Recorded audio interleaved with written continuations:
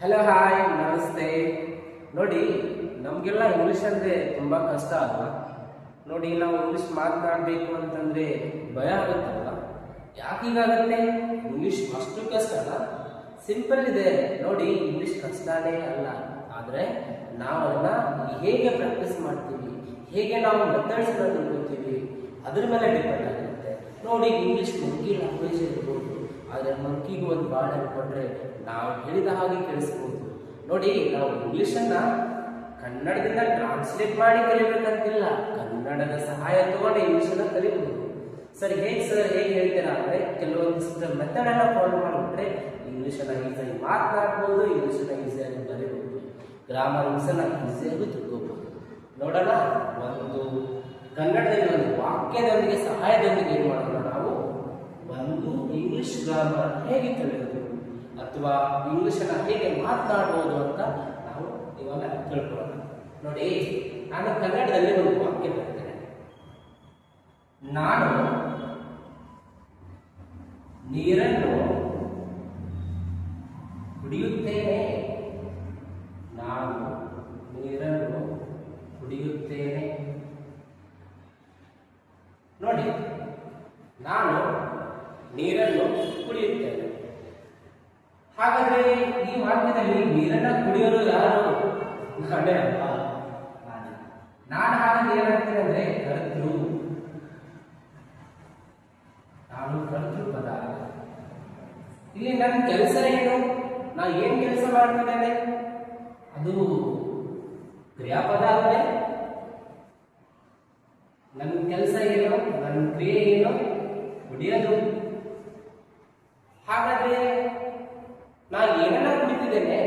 ನೀರನ್ನಲ್ವಾ? ಹಾಗಾದ್ರೆ ನೀರಿನ ಕರ್ಮ ಏನು? ನನ್ನಿಂದ ಕುಡಿಸಿಕೊಳ್ಳಬೇಕು. ಇದು ಕರ್ಮ ಪದ. ನೋಡಿ, ಈ ಕರ್ತೃ ಪದಕ್ಕೆ ನಾವು ಸಬ್ಜೆಕ್ಟ್ ಅಂತ ಕರಿತೀವಲ್ಲ, ಅದೇ ಇದು.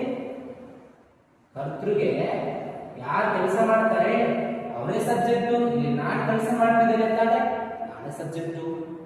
ಹಾಗಾದ್ರೆ ಈ ಕ್ರಿಯಾಪದಲ್ಲಿ ಏನಂತ ಕರಿತೀವಿ ಅಂದ್ರೆ, ಆಕ್ಷನ್ ಏನಿರುತ್ತಲ್ಲ, ಏನ್ ಕ್ರಿಯೆ ಇರುತ್ತಲ್ಲ, ಅದು ವರ್ಕ್. ಹಾಗಾದ್ರೆ ಕರ್ಮಪದ ಉಳಿದ್ಯಾವುದು ನೀರು, ಅದು ಏನಾಗುತ್ತೆ? ಆಬ್ಜೆಕ್ಟ್ ಆಗುತ್ತೆ.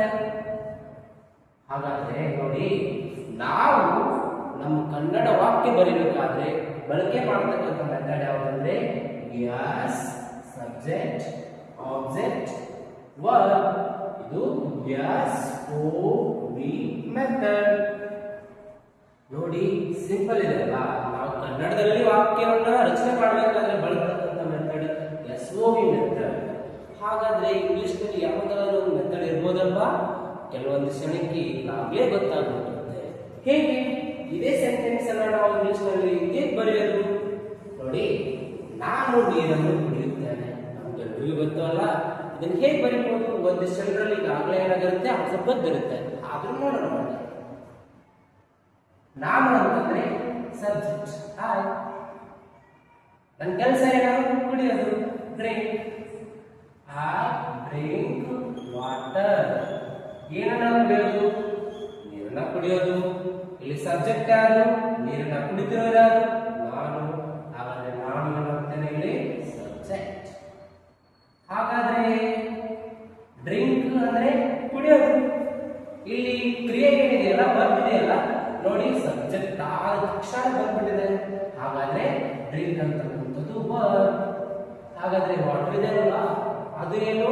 ನನ್ನಿಂದ ಕುಡಿಯಲ್ಪಡ್ತಾ ಇದೆ, ನನ್ನಿಂದ ಕೆಲಸ ಮಾಡಿಸ್ಕೊಳ್ತಾ ಇದೆ. ಅದು ಏನಾಗುತ್ತೆ ಅಂದ್ರೆ ಅದು ಆಬ್ಜೆಕ್ಟ್ ಆಗುತ್ತೆ. ನೀವು ಇಲ್ಲಿ ವ್ಯತ್ಯಾಸವನ್ನ ನೋಡಿ, ಸ್ವಲ್ಪ ಡಿಫರೆನ್ಸ್ ಇದೆ ಅಲ್ವಾ? ಇಲ್ಲಿ ನೋಡಿ, ಇಲ್ಲಿ ಇರ್ತಕ್ಕಂಥ ಮೆಥಡ್ ಯಾವಂದ್ರೆ ಸಬ್ಜೆಕ್ಟ್, ವರ್ಕ್, ಆಬ್ಜೆಕ್ಟ್. ನೋಡಿ, ಸಬ್ಜೆಕ್ಟ್ ಆದ್ಮೇಲೆ ವರ್ಕ್ ಇದೆ, ವರ್ಕ್ ಆದ್ಮೇಲೆ ಆಬ್ಜೆಕ್ಟ್ ಇದೆ. ಇದು ಮೆಥಡ್ ಯಾವಂತಂದ್ರೆ ಎಸ್ ವಿ ಓ ಮೆಥಡ್. ಹಾಗಾದ್ರೆ ಇಂಗ್ಲಿಷ್ ನಲ್ಲಿ ಬಳಕೆ ಮಾಡತಕ್ಕಂಥ ಮೆಥಡ್ ಯಾವುದು ಗೊತ್ತಾಗಲ್ವಾ? ಅದು ಯಾವ ಮೆಥಡ್ ಅಂದ್ರೆ ಎಸ್ ವಿ ಓ ಮೆಥಡ್. ಈ ಮೆಥಡ್ ಗೊತ್ತಾದ್ರೆ ಚಿಟಿ ಆರ್ಡರ್ ಅಲ್ಲಿ ಇಂಗ್ಲಿಷ್ ಕಲಿಬಹುದ್ರಿ, ಹೌದಲ್ವಾ? ಹಾಗಾದ್ರೆ ಒಂದಿಷ್ಟು ಎಕ್ಸಾಂಪಲ್ ನೋಡಲ್ವಾ ಯಾವ ತರ ಬಿಡಿಸ್ಬೇಕಂತ? ಓಕೆ, ಇಲ್ಲಿ ನೋಡಿ, ಸಬ್ಜೆಕ್ಟಿವ್ ಎಲ್ಲ ಹೇಳಿ, ಕೆಲಸ ಮಾಡೋರು ಎಲ್ಲರೂ ಸಬ್ಜೆಕ್ಟ್ ರೀ. ನಾನು ಕೆಲಸ ಮಾಡ್ತಿದ್ದೇನಾ, ನಾನು ಸಬ್ಜೆಕ್ಟ್. ನೀವು ಕೆಲಸ ಮಾಡ್ತೀರಾ, ನೀವು ಸಬ್ಜೆಕ್ಟ್. ನೀವು ಯಾರಿಗಾರು ಇನ್ನೊಬ್ರು ಕೆಲಸ ಮಾಡ್ತಿದ್ದಾರೆ ನೋಡಿದ್ರೆ ಅವನು ಸಬ್ಜೆಕ್ಟ್. ನೀನು ಅಂತ ಹೇಳ್ಬೇಕಾದ್ರೆ ನಾವು ನೀನು ಸಬ್ಜೆಕ್ಟ್. ನೋಡ್ರಿ, ಅವನು ಕೆಲಸ ಮಾಡ್ತಿದ್ದಾಳೆ, ಅವನು ಸಬ್ಜೆಕ್ಟ್ ಆಯ್ದ. ಅವಳು ಓದ್ತಾ ಇದ್ದಾಳೆ, ಅವಳು ಸಬ್ಜೆಕ್ಟ್ ಆದ್ಲು. ಅದು ಏನು, ಟಿವಿ ನೋಡ್ತಾ ಇದೆ, ಯಾವ್ದಾದ್ರು ನೋಡ್ತಾ ಇರ್ಬೋದು ಅದು. ಮತ್ತು ಅದೇ ಅವರು ಊರಿಗೆ ಹೋಗ್ತಾ ಇದ್ದಾರೆ, ಈ ಸಬ್ಜೆಕ್ಟ್ ಯಾರು, ಅವರು. ಹೀಗೆ ಇವರೆಲ್ಲ ಸಬ್ಜೆಕ್ಟ್. ಕೆಲಸ ಮಾಡೋರೆಲ್ಲರೂ ಸಬ್ಜೆಕ್ಟ್ ಬರ್ತಾರೆ. ಏನ್ ಕೆಲಸ ಮಾಡ್ತಾರೆ ಅದು ವರ್ಬ್ ಆಗುತ್ತೆ. ಯಾವುದರ ಮೇಲೆ ಕೆಲಸ ನಡೀತಿದೆ ಅಲ್ವಾ, ಅದು ಏನಾಗುತ್ತೆ, ಆಬ್ಜೆಕ್ಟ್ ಆಗುತ್ತೆ. ಇನ್ನೂ ಹಲವಾರು ಎಕ್ಸಾಂಪಲ್ಸ್ ಅನ್ನ ನೋಡೋಲ್ವಾ, ಈಸಿಯಾಗಿ ಇಂಗ್ಲಿಷ್ ಕಲ್ತ್ಕೊಳ್ಳಲ್ವಾ. ಓಕೆ.